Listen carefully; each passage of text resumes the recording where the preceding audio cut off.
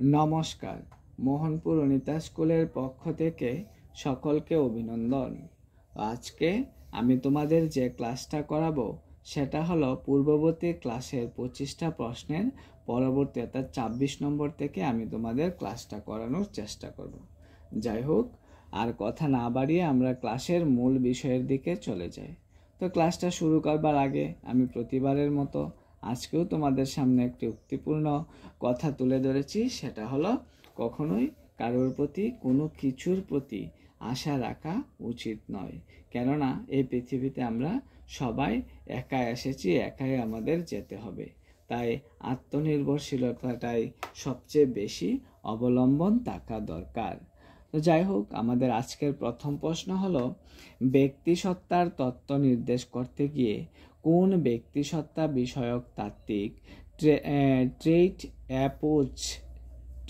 Approach এর কথাটি বলেছেন? ট্রেট অ্যাপ্রোচের কথাটি বলেছেন এরিস্টটল, নাকি হিপোক্রেটাস, নাকি শেলডন, নাকি এদের মধ্যে কেউ নয়? ঠিক আছে, অপশনটা তোমরা অবশ্যই মনে মনে খুঁজে নেবে এবং আমি তোমাদেরকে অপশনটা বলে দিচ্ছি। অপশনটা হলো অপশন ডি, এদের কেউ নয়। ঠিক আছে, তারপর যে প্রশ্ন সেটা হলো রসা ইঙ্ক ব্লুড স্টেট। রসা ইঙ্ক ব্লুড স্টেট হলো একটি নাম্বার অপশন ব্যক্তিসত্তার মূল্যায়নের নন প্রজেক্টিভ কৌশল, নাকি ব্যক্তিসত্তার মূল্যায়নের অ্যাডমিনিস্ট্রেটিভ কৌশল, নাকি ব্যক্তিসত্তা মূল্যায়নের প্রজেক্টিভ কৌশল, নাকি উপরের কোনোটাই নয়? অপশন ডি উপরের কোনোটাই নয়, নাকি সি ব্যক্তিসত্তা মূল্যায়নের প্রজেক্ট, নাকি অপশন বি ব্যক্তিসত্তার মূল্যায়নের অ্যাডমিনিস্ট্রেটিভ কৌশল। তাহলে তোমরা অবশ্যই উত্তরটা খুঁজে নেবে। এই সঙ্গে আমি তোমাদের বলে দিচ্ছি উত্তরটা হলো অপশন সি ব্যক্তিসত্তার মূল্যায়নের প্রজেক্টিভ কৌশল। ব্যক্তিসত্তার মূল্যায়নের প্রজেক্টিভ কৌশল। ঠিক আছে, তারপরে যে প্রশ্নটা সেটা হলো ইএমআর এর পূর্ণরূপ কোনটি বা পূর্ণরূপ কি? ইএমআর এর পূর্ণরূপ কি? সেটা হলো এডুকেবল মেন্টালিটি রিটার্ড, নাকি ইমোশনালিটি মেন্টাল রিটার্ডেশন, নাকি এডুকেশন অফ মেন্টালি রিটার্ডেড। ঠিক আছে, আর নাকি অপশন ডি উপরের কোনোটি নয়? প্রথম উত্তরটাই হবে, সেটা হলো অপশন এ এডুকেবল মেন্টালিটি রিটার্ডেড। ঠিক আছে, তারপর হলো 29 নম্বর প্রশ্ন, সেটা হলো শারীরিক প্রতিবন্ধী ব্যক্তিদের দুটি শ্রেণীতে ভাগ করা হয়, যেমন অপশন এ অর্থোপেডিক্যালি চ্যালেঞ্জড এবং মানসিক প্রতিবন্ধকতা সম্পূর্ণ, নাকি অর্থোপেডিক্যালি হ্যান্ডিক্যাপড এবং সামাজিকভাবে বঞ্চিত, নাকি অর্থোপেডিক্যালি হ্যান্ডিক্যাপ এবং প্রাক্ষবিকভাবে ব্যাহত, নাকি উপরের কোনোটি নয়? ঠিক আছে, তাহলে তোমরা অবশ্যই উত্তরটা খুঁজে নেবে। সেই সঙ্গে আমি উত্তরটা তোমাদেরকে বলে দেব, তবে এখন বলবো না, পরে বলবো। তারপর যে প্রশ্নটা সেটা হলো স্কুল ওয়াইড এনরিচমেন্ট মুড কে নির্মাণ করেছিলেন, যার মাধ্যমে বিদ্যালয়সমূহ শিশুদের প্রতিভার বিকাশ ঘটানো সম্ভব বলে ধরা হয়? সেটা হলো option B Joseph Herbart, option A Joseph Herbart, option B Joseph Renzulli, option C Herbart Renzulli, নাকি অপশন ডি এদের কেউ নয়? উত্তর হবে অপশন বি জোসেফ রেনজুয়েলি। ঠিক আছে, জোসেফ রেনজুয়েলি। তোমরা অবশ্যই মনোযোগ সহকারে দেখবে। এবার আমরা চলে যাব বাংলায়। সেটা হলো প্রথম যে প্রশ্ন সেটা হলো নিচের কোন শব্দটি শুদ্ধ বানানে লেখা হয়েছে? 0 0 0, অপশন ডি উপরের কোনোটি নয়। তোমরা অবশ্যই লক্ষ্য রাখবে, প্রথম হলো তালিবাস্য রস্যকার দন্তান্ন জফলা, তারপর হলো তালিবাস্য দীর্ঘকার মদিনান্ন জফলা, তারপর হলো তালিবাস্য রস্যকার দন্তান্ন জফলা। তাহলে ডি হলো উপরের কোনোটি নয়। তাহলে সঠিক উত্তর কোনটা হবে তোমরা বেছে নিতে পারো অবশ্যই। সঠিক উত্তর হবে আনসার সি, অর্থাৎ শূন্য। তালিবাস্য দীর্ঘকার দন্তান্ন জফলা। তারপর যে প্রশ্নটা সেটা হলো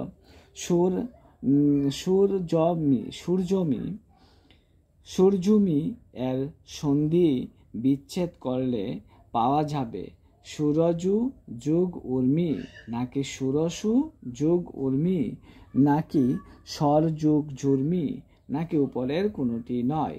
অপশন কোনটা হবে তোমরা অবশ্যই চিন্তা করো। আমি তোমাদেরকে বলে দিচ্ছি, অপশন হবে বি, সুরসু যোগ উর্মি মানে হলো সূর্যমি, সুরসু যোগ উর্মি মানে হলো সুরসুর্মি মানে সুর জুর্মি। তারপর হলো জল যোগ উকা এর সন্ধি হবে, জল যোগ উকা এর সন্ধি হবে জালুকা, জলুকা, জুলুকা এবং উপরের কোনোটি নয়। কোন অপশনটা হবে তোমরা অবশ্যই চিন্তা করো যে কোন অপশনটা হবে। অপশনটা হবে, আমি তোমাদের বলে দিচ্ছি, অপশনটা হবে অপশন ডি। ঠিক আছে, অপশন ডিতে কি রয়েছে? অপশন ডি, উপরের কোনোটি নয়। না হবে জালুকা, না হবে জলুকা, না হবে জুলুকা।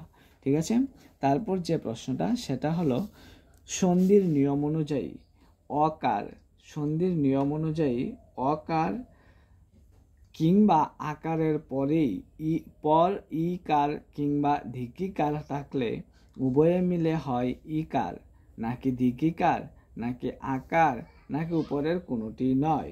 তাহলে অপশন ডি হবে সঠিক উত্তর, উপরের কোনোটি নয়। তারপর হলো জয়শ্রী শব্দটি জয়ত্রী শব্দটি স্ত্রীবাচক শব্দ, এর পুরুষবাচক শব্দটি হবে জয়ত্র, জৈত্র, নাকি যত্রই, নাকি উপরের কোনোটি নয়। আবার বলছি, জৈত্রী শব্দটি স্ত্রীবাচক শব্দ, এর পুরুষবাচক শব্দটি হবে জৈত্র, নাকি জৈত্র, নাকি যত্রই, নাকি উপরের কোনোটি নয়। তাহলে সঠিক উত্তর হবে, আমি বলে দিচ্ছি, সঠিক উত্তর হবে অপশন বি মানে জৈত্র। জৈত্রই উচ্চারণ হবে জৈত্রী। ঠিক আছে, জৈত্র মানেই হলো জৈত্রী। তারপর যে প্রশ্নটা সেটা হলো কি, পরের যে প্রশ্নটা সেটা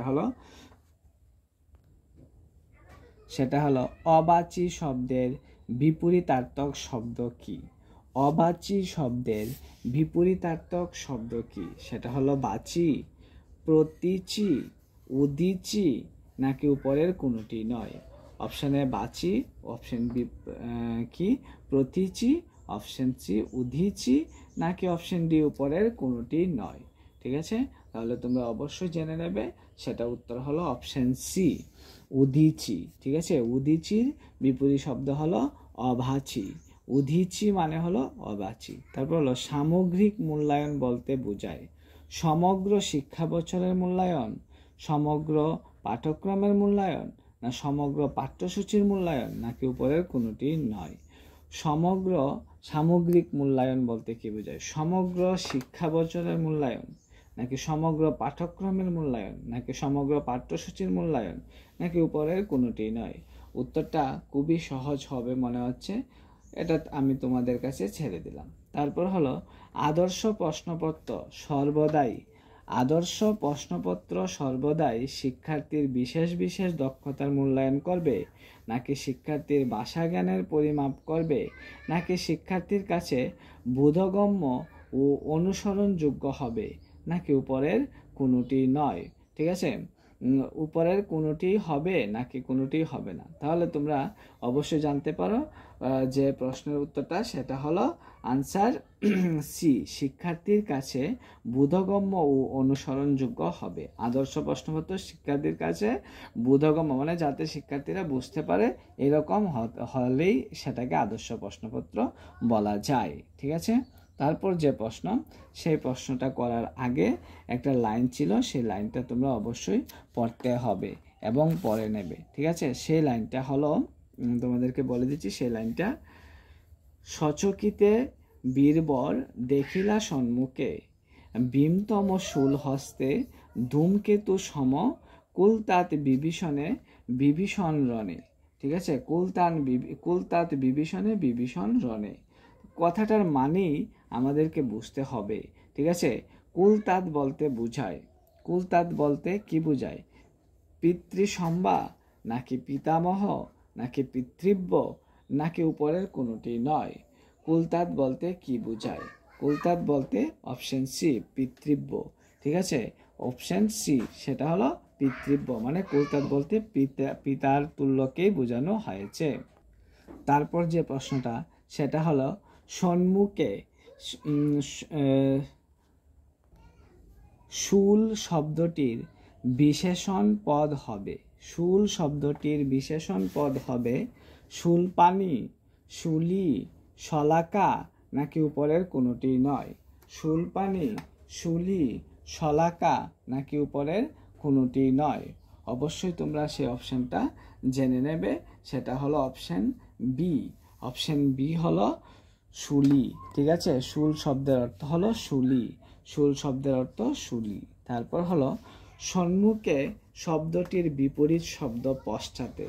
এই পশ্চাতে শব্দটি এসেছে পশ্চাৎ শব্দ থেকে, এবং এই পশ্চাৎ শব্দটির ব্যাকরণ অনুসারে অব্যয়পদ, ক্রিয়া বিশেষ পদ নাকি আনসার সি এ এবং বি উভয়ই নাকি আনসার ডি উপরের কোনোটি নয়?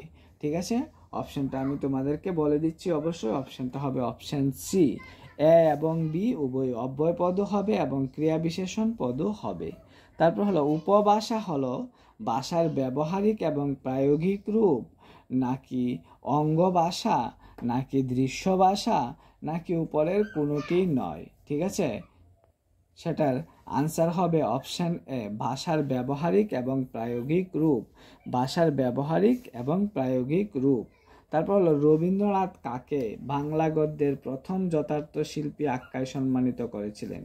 রবীন্দ্রনাথ কাকে বাংলা গদ্যের প্রথম যথার্থ শিল্পী আখ্যায় ভূষিত করেছিলেন? অপশন এ রাজা রামমোহন রায়কে, অপশন বি বঙ্কিমচন্দ্র চট্টোপাধ্যায়কে, অপশন সি ঈশ্বরচন্দ্র বিদ্যাসাগরকে, না অপশন ডি এদের মধ্যে কেউ নয়? কাকে রবীন্দ্রনাথ কি করেছিলেন বাংলা গদ্যের প্রথম যথার্থ শিল্পী বলে আখ্যায়িত করেছিলেন? সে উত্তরটা হবে আনসার সি, ঈশ্বরচন্দ্র বিদ্যাসাগরকে বাংলা গদ্যের প্রথম শিল্পী আখ্যায় বা সম্মানিত করেছিলেন ঈশ্বরচন্দ্র বিদ্যাসাগরকে। তারপর যে প্রশ্নটা সেটা হলো কবি কীর্তিবাস ওঝা। ঠিক আছে, কবি কীর্তিবাস ওঝা জৈনক মুসলমান সম্রাটের পৃষ্ঠপোষকতায় সপ্তকাণ্ড রামায়ণ রচনা করেন নাকি জৈনক হিন্দু রাজার পৃষ্ঠপোষকতায় সপ্তকাণ্ড রামায়ণ রচনা করেন নাকি ইস্ট ইন্ডিয়া কোম্পানির পৃষ্ঠপোষকতায় সপ্তকাণ্ড রামায়ণ রচনা করেন নাকি উপরের কোনোটি নয়? তাহলে তোমরা অবশ্যই অপশনটা জেনে নেবে যে সেই অপশনটা কি হতে পারে। ঠিক আছে, সে অপশনটা হবে অপশন বি, জৈনক হিন্দু রাজার পৃষ্ঠপোষকতায় সপ্তকাণ্ড রামায়ণ রচনা করেন। জৈনক হিন্দু রাজার পৃষ্ঠপোষকতায় সপ্তকাণ্ড রামায়ণ রচনা করেন। তারপর যে প্রশ্নটা সেটা হলো আশাপূর্ণা দেবী কোন গ্রন্থের জন্য 1966 সালে রবীন্দ্র পুরস্কার পেয়েছিলেন? কোন গ্রন্থের জন্য 1966 সালে রবীন্দ্র পুরস্কার পেয়েছিলেন? সেটা হলো অনাচার নাকি বকুল কথা নাকি সুবর্ণলতা নাকি উপরের কোনোটি নয়? ঠিক আছে, সেটা অপশন হবে, তোমাদেরকে আমি বলে দিচ্ছি, সেটা অপশন হবে অপশন ডি, উপরের কোনোটি নয়। সেটার অপশন হবে অপশন ডি, মানে উপরের কোনোটি নয়। তারপর হলো জীবনানন্দ দাশ রচিত একটি কাব্যগ্রন্থ হলো দস্যুর পাণ্ডুলিপি নাকি মাটির কান্না, বন্দি শিবির থেকে নাকি উপরের কোনোটি নয়? দস্যুর পাণ্ডুলিপি এ, অপশন বি মাটির কান্না নাকি বন্দি শিবির থেকে উপরের, নাকি অপশন ডি উপরের কোনোটি নয়? তাহলে আমাদের সঠিক উত্তরটি হবে, যে সঠিক উত্তরটি আছে সেটা হবে অপশন এ। ঠিক আছে, অপশন এ দস্যুর পাণ্ডুলিপির জন্য জীবনানন্দ দাশ কাব্যগ্রন্থ, জীবনানন্দ দাশ রচিত একটি কাব্যগ্রন্থ হলো দস্যুর পাণ্ডুলিপি। তাহলে হাসুলি বাক্যের উপকথা গ্রন্থটির লেখককে? হাসুলি বাক্যের উপকথা গ্রন্থটির লেখক হলো বিভূতিভূষণ বন্দ্যোপাধ্যায়। বিভূতিভূষণ বন্দ্যোপাধ্যায় নাকি বিভূতিভূষণ মুখোপাধ্যায় নাকি তারাশঙ্কর বন্দ্যোপাধ্যায় নাকি এদের কেউ নয়?